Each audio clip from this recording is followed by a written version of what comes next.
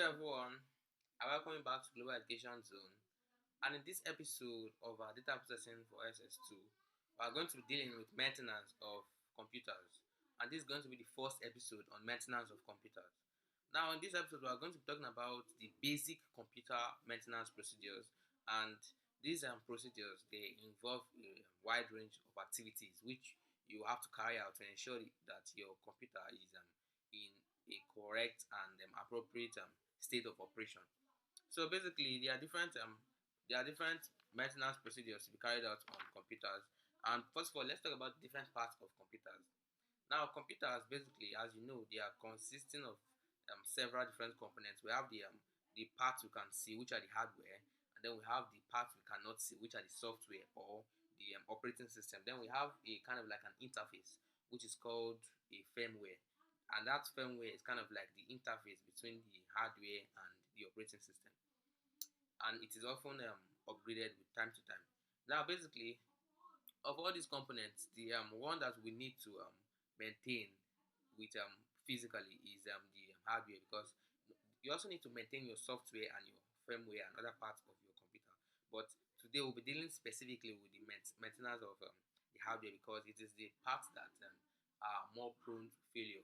So, for example, when you have a a machine that moves physically, that has a moving part, it's that machine is going to be very much prone to failure with time, because those mechanical movements they cause wear and tear over time. So to reduce the effects, that's why we carry out procedures like oiling and other maintenance procedures.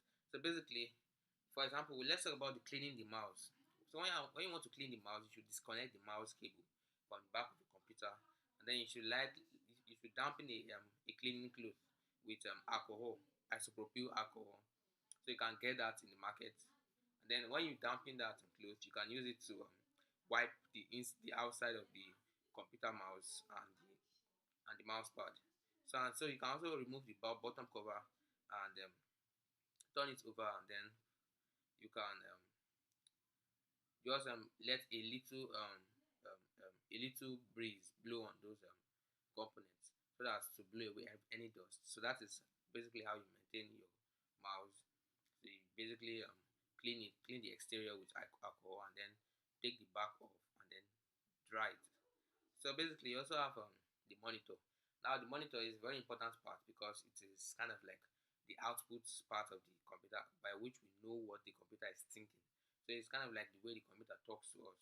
So, and as such, it's very important to maintain it so that you don't lose communication channel with your um, devoted machine. Now, basically, you have to unplug the power supply from the monitor, and then you allow it to cool, because if it's too hot, you might not be comfortable cleaning it. So then you vacuum the outside of the monitor, and then you you you do that through the hose. So there are some cooling grooves at the bottom and side of some monitors. So, and even the speaker holes, you can also vacuum that. You can clean that them so as to remove the dirt in those holes. Then you can lightly dampen the cloth, and then with a mild soap solution, you can clean and wipe down the outside plastic portion of of the monitor. So the monitor can be wiped with a lightly soapy water. So, and then you can dry it, because don't leave the water on the monitor. Then you can also clean the cables, because those cables, when they are dirt in those cables, it will kind of affect the connections. So you might be having issues. So you also have a keyboard. When you want to clean a keyboard, it's basically similar to how you clean a monitor. So you remove the cable from the back of the computer case. Then you use a vacuum cleaner to remove the food, dust, and all the rest of all the debris between the keys of the keyboard. Then you can also aim between the keys and blow canned It's or 6 o'clock. compressed air to remove remaining dust and debris. So you can lightly dampen a cloth with a mild soap solution, and you can use it to wipe down the inside of the keyboard. So those inside is basically those hollows between the keys, and they are very prone to damage, because it becomes stiff due to time. Because when you have the keyboard in continued use, so you can have dust and debris being deposited in those hollows, and then as time goes on, you might have some faulty connections. So that's why it's very important. So you can also wipe the keyboard cord, and you can for when the keyboard gets very dusty, actually dismantle it. So, but in that case, you have to go to a professional who will help you do that and clean the exterior. So that's if you have the dates that are kind of too if the keyboard is in such a bad condition, or better still, you can get a new one because keyboards are not so cost nowadays. Then you also have your battery. So basically, you also have to care for the battery because it's part of the hardware of the computer. So you might not notice that, but it is the interior, and it's kind of like lifeguard, let's say the lifeguard or lifeboat of your system, especially for laptops which use batteries. So you might notice that it's very practically impossible for you to operate your laptop if your battery is not in good condition. So as such, you might be having some um, weak signs. So that means you can't do much on your system. So for you to avoid that, but naturally with technology, our battery technology is designed in such a way that it actually deteriorates with time. So your battery power will actually be deteriorating, but there are ways for you to preserve it. So for example, you charge it consistently to make it operational, but don't overdo that. Then you can also use the rapid charging option of your batteries. You can recharge your laptop batteries whether the battery is fully drained or not. Then especially if your laptop is using a lithium ion battery, you should always charge it. Then lithium ion batteries have a rapid charging options, so you can also use that when you want to have when you have little time, when you are moving, and you want to quickly do that. You can use that option. Then there's no need to fully drain your laptop's lithium ion battery, so you don't need to drain your computer. You can always leave some residual charge.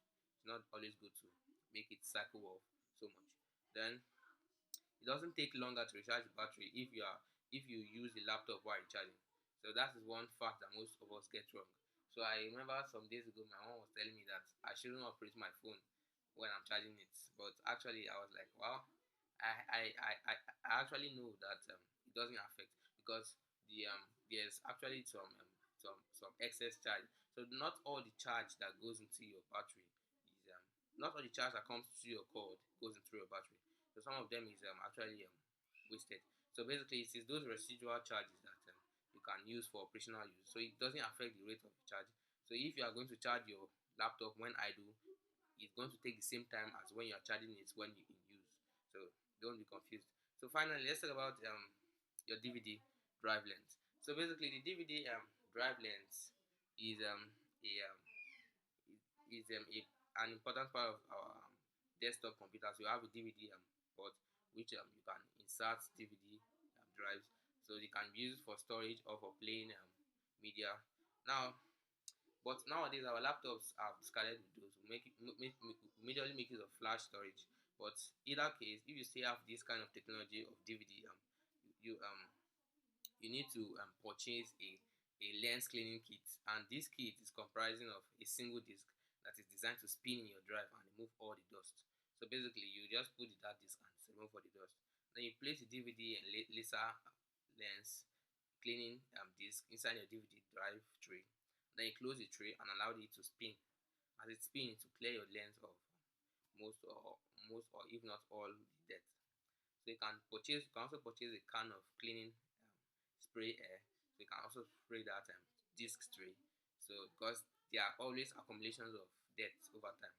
Then finally, you can try to read or write a DVD once again. So in this case, once you've cleaned your DVD bonus lens, all you have to do is attempt to use it normally. So normally, most of the time, the issues we have with this kind of technology, this is called moving technology. They are mechanically moving. So the most of the issues is with the mechanical part and the accumulation of dirt or dust. So mostly whenever you do the cleaning and then the physical maintenance, you would basically have it in the correct condition. So basically, this is as far as we can go in this video. I hope you've enjoyed this part. We've talked about how to clean your keyboard, your mouse, your monitor, your battery, how to take care of the battery, and finally how to take care of the DVD drive. And basically, this is all for this video. You can also attempt these questions. So the questions are explaining the steps for cleaning the mouse, keyboard, and DVD drive lens. So you can attempt those questions. You can also post your opinion on this topic on the comment section of this video. Thank you for watching, and I hope to catch you next episode.